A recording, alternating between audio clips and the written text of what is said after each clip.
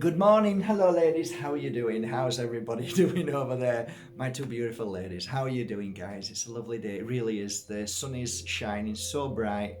I've just been in the Plather. I did a little video on Instagram, which only, I think, 20 people saw. I've got about 7,000 followers, but because of the algorithms, and sometimes I speak things that the algorithms don't like, so they shut you down. So only a few people get to see you.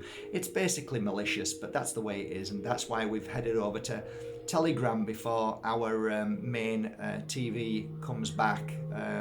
What that means is the work that we've been doing on it kind of failed because of being let down by certain people, but we're really working on it still, and hopefully we'll get that launched soon. But yeah, come over to Telegram, say hello. Great day to talk about something. I want to talk to you about what question was asked a while ago, and I thought, what a brilliant question that was. Forgot. Give me a second. If we are all seeing, all knowing, then what's the point of living? What's the point of being here? If we are infinite awareness, then what's the point what's the point of this? That's a really brilliant question. And I said I was going to do a video. A few days ago it was asked. What a brilliant question. Okay, so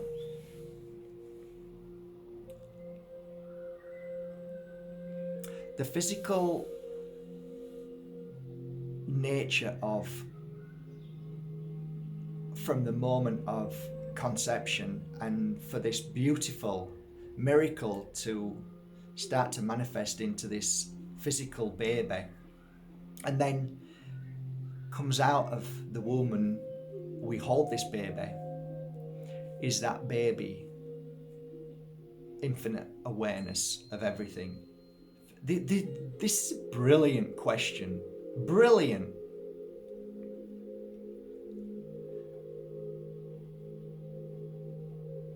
The spirit itself is infinite awareness. It knows everything. It sees everything. It feels everything. It knows everything. However, there is a kind of organic growth in a spiritual sense from the physical to the spiritual. So the physical has a brain, has a heart, has organs and, let's say, tools that needs to be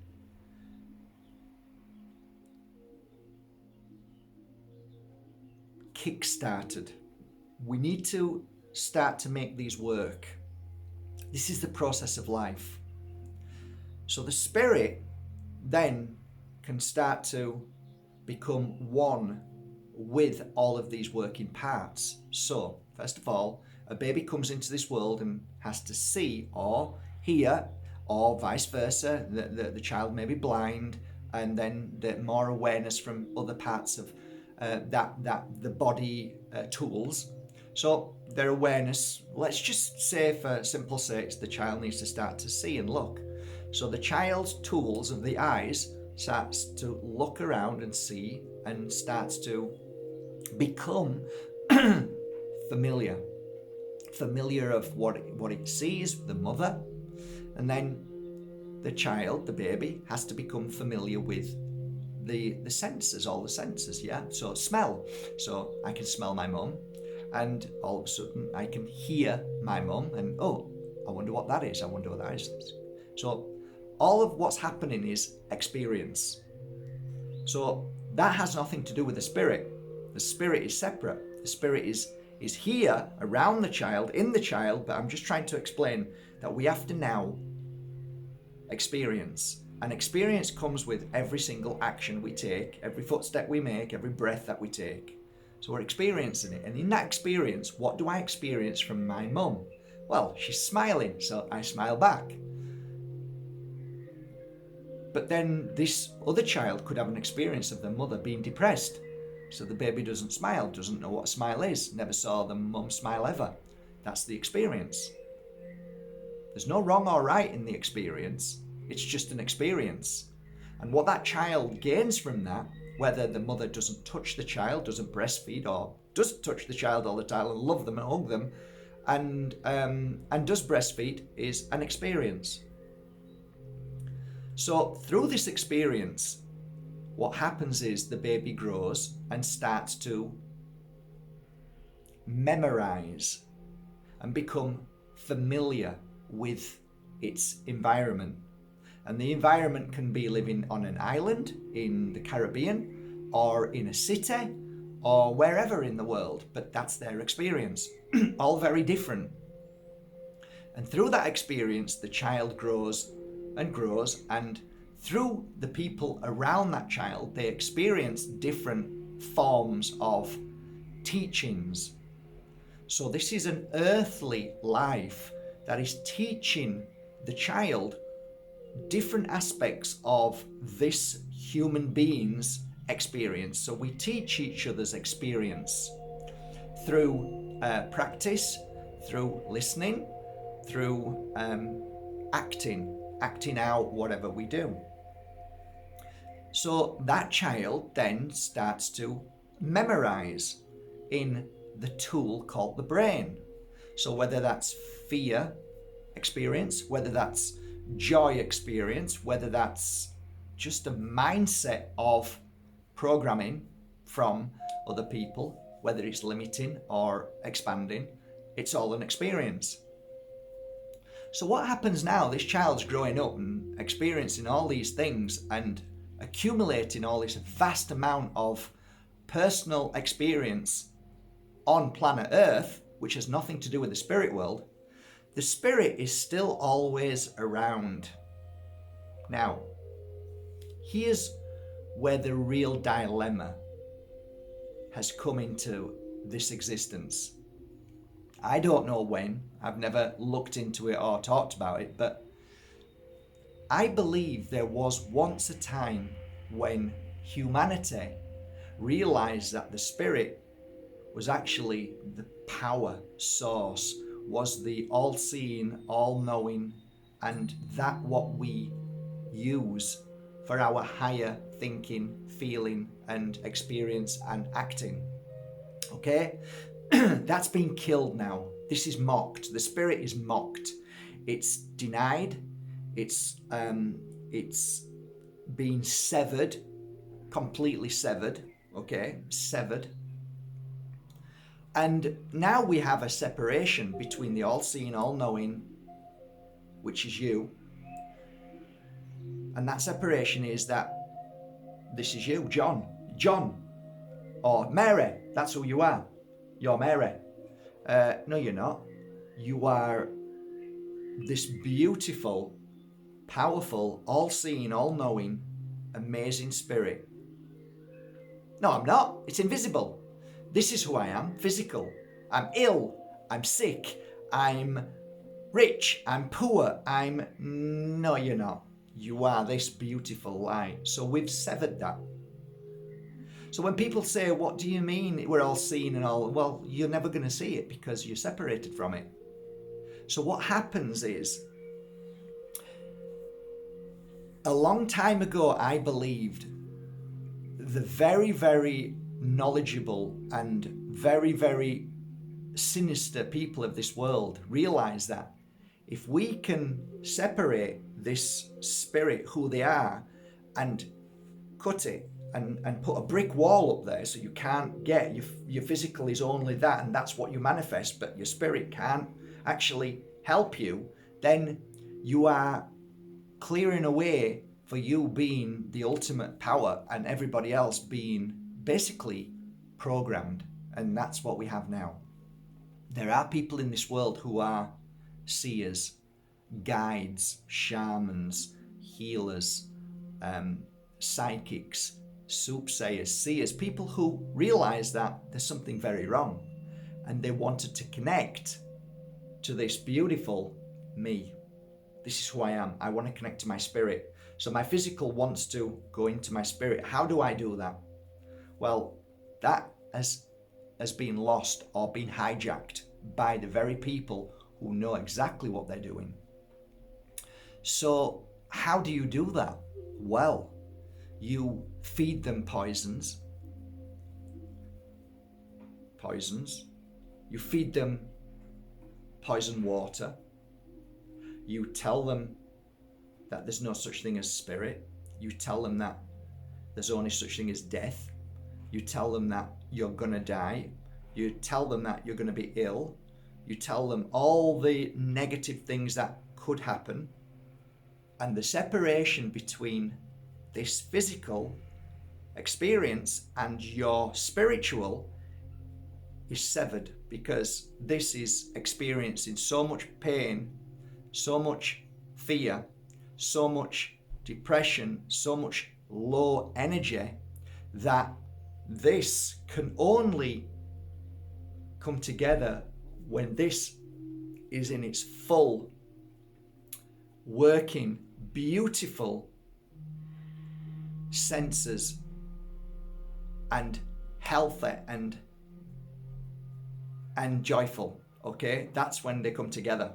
So what the system does is makes this ill, because when you make it ill, it's hard to come to your trueness, your oneness, your spirit.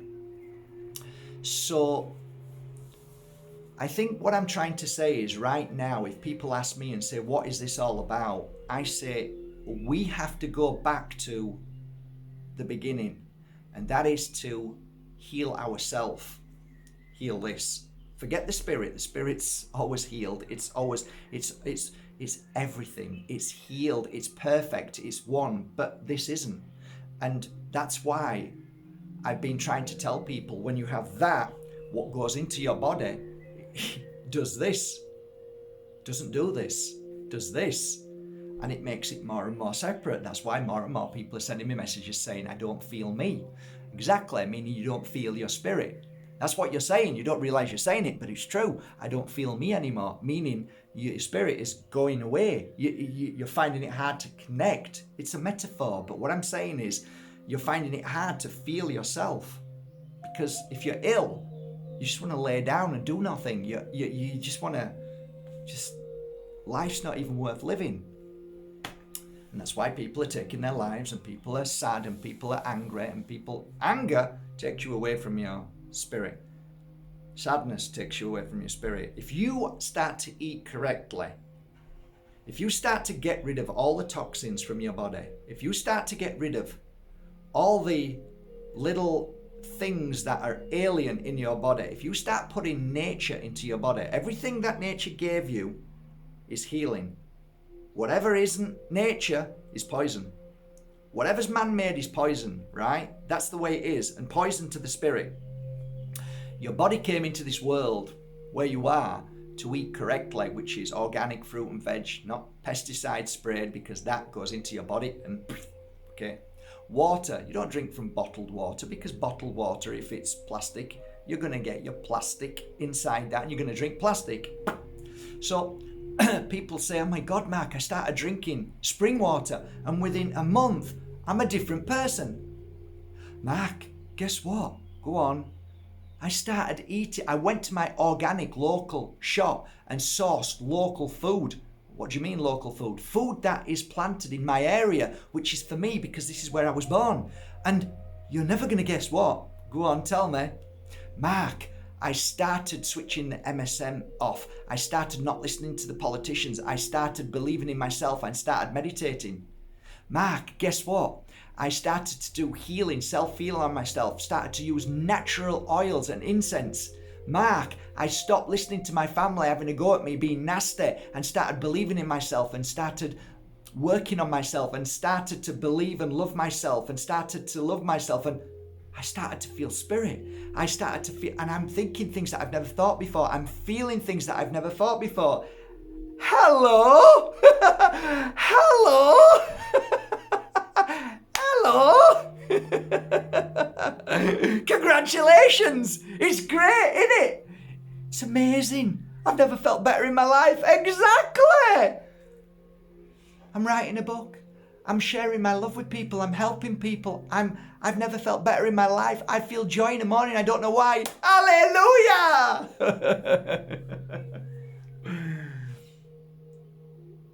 And then you realize that you are infinite awareness. And sometimes you feel that nirvana energy in you, where you feel enlightened and feel so joyful that it's 1,000 times more joyful than, I'm not going to say the word, but when you make love. Okay, it's true, 1,000 times. If you hit nirvana like the Buddha tried to, you'll understand what I mean. It's happened to me on a few occasions.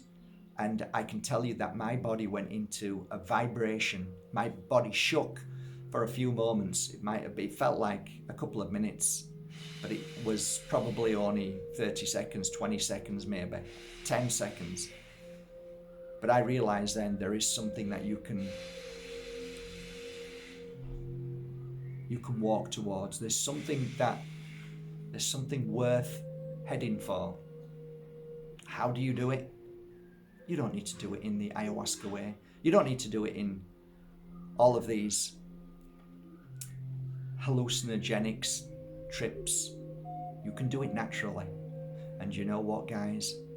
When you do it naturally, it stays in your body forever. Because all that other stuff is, a lot of the times, takeaway, fast food, spirituality, fast food. And then people want more and more, and they can become addicted to it. Becoming addicted to anything is quite dangerous when you're always putting this kind of chemicals or natural products in your mouth all the time. That's not what life's about. It's okay, but how about doing it naturally? So eating fruit and vegetables and not getting a natural high. You know, when you go like that and you eat an apple and you are like this, there is so much joy when you eat an apple, because your body is telling you that 10,000 senses in the body and the interaction with your body, 10,000 interactions at one moment eating an apple, you're on a high. You're on a natural high. Do you know that when you cleanse and clear your body, and you go into a state of, I'm going to clear my body temple now. So I'm going to do 7 days of juice fasting. And then after that, I'm going to maybe follow the likes of Don Tolman, or there's loads of people out there who do these fastings. At the moment, there's a guy called Avocado. I don't know if you know his name. A lot of people love him. And is it David Avocado? I don't know, but just look up the guy called Avocado. And again, a guy who's studying and is a genius, like many people are, but follow his approach of fasting. So he teaches you how to fast and gives you the protocol, and look into fasting. After that fasting, your body becomes a temple. It eats away all the illness inside the body. It's the fastest way to becoming like that. It's the fastest way. Fasting.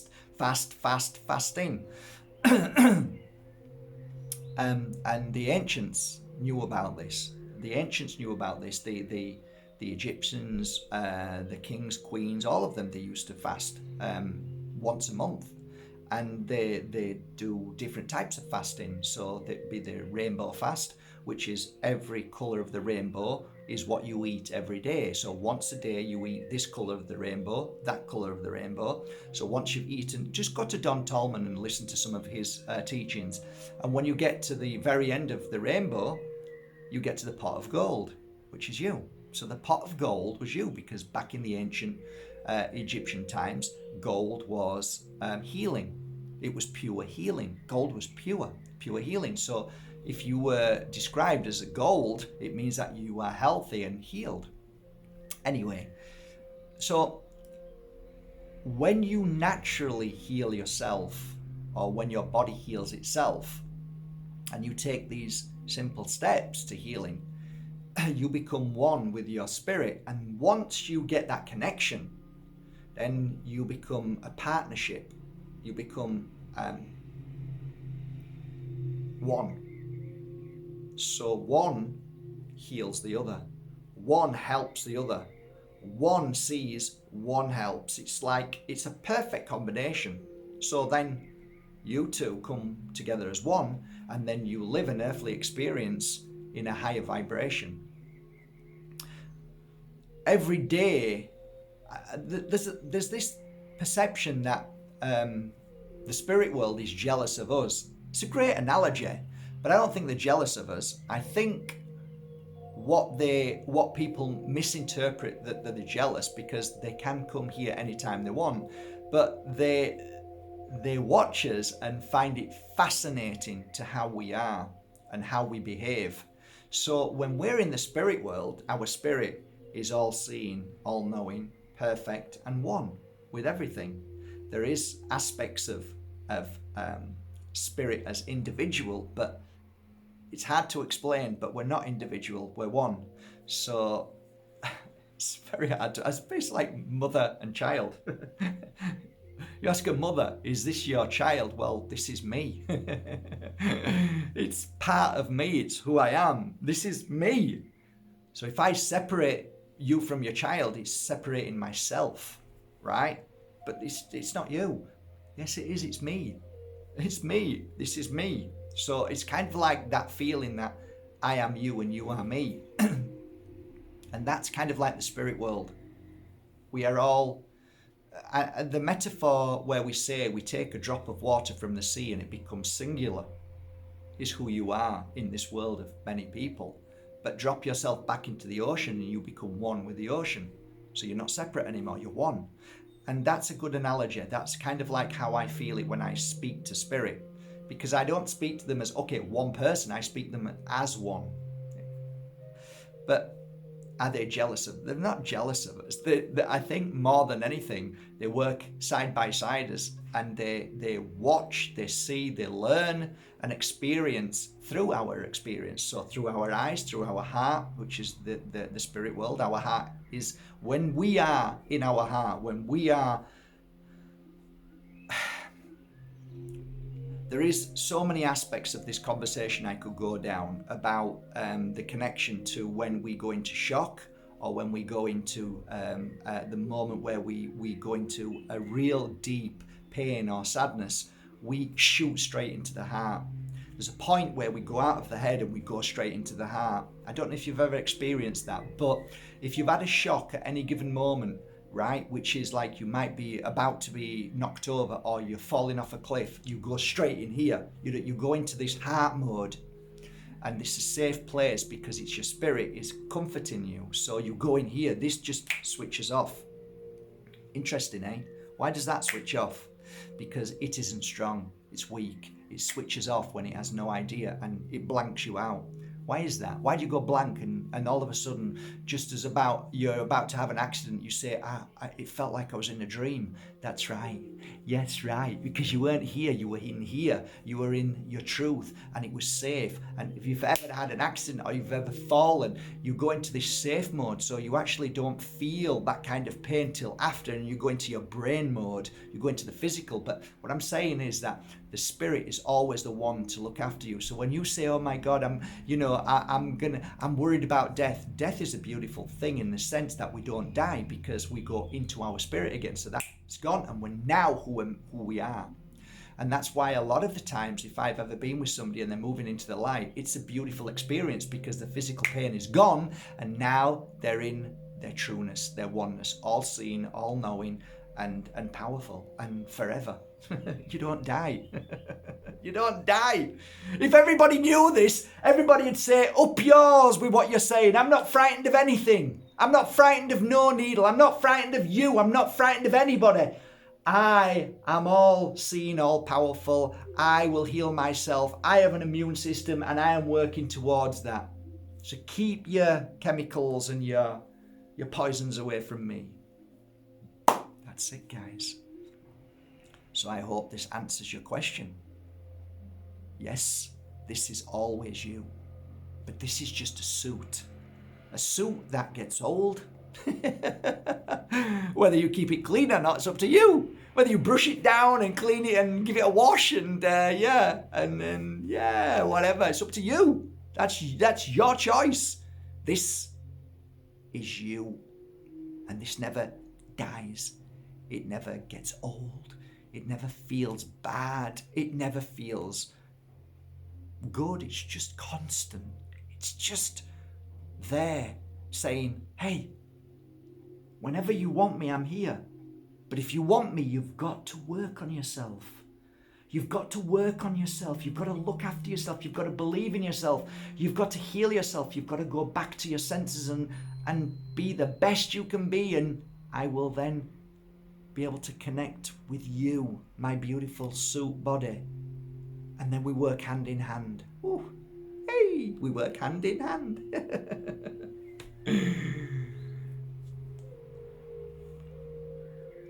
Just a little food for thought. It's my observation. It's my thought, but this is all an experience. It really is. I wish you a lovely day today, and a quick reminder to go to the Richie Allen Radio Show. Just type in any search engine, the Richie Allen Radio Show. Donate whatever you can to keep his beautiful truth show going. Once you've done that, just go to Telegram, links below, and just sign up to Telegram to say hello to me, and I'll be posting lots of stuff in the next coming weeks, some really vital information. And go to mattbajerski.com and become a subscriber. That's it, really. And then we'll put you into this 50 giveaways. 50 giveaways. Now that's amazing. All right, guys. I think it's time for me to do some work, and I hope I've explained this enough for you to remember how important your body is. And the most important way to reach nirvana, the most important way to be the most amazing, balanced, powerful, healed, happy soul you can be. Work on yourself today, and I promise you won't let yourself down, and your spirit will be filled with joy and bring more joy into you, because the more you work on yourself, the closer your spirit gets to be inside and within, and the more powerful you'll become. It's a win-win situation. Thank you for going to mattbajerski.com and buying your authentic crystals, and thank you for being here. I wish you a lovely day, and hope to see some of you on the 1st to the 4th of April to become a pure energy healer and to learn how to heal yourself and learn how to heal your family and your friends, and just to spend 4 magical days in the company of myself and Layla Satie. It should be an amazing course, and if anybody's been on the course, just put a little message down below. Let people see what the course was like. Just mention it to them. I think it's gonna be amazing. I think the pure energy healers are gonna grow, and I am hoping we're gonna get to 10,000 by the end of 2022. And I'm sure we will. It's an amazing course. Okay guys, love you all. Have a great day. Bye. Oh, look what I've got. Yes, it's amazing. This is what you call a petite Moldavite, and it's amazing. It's blowing me away today. Have a great day. Take care.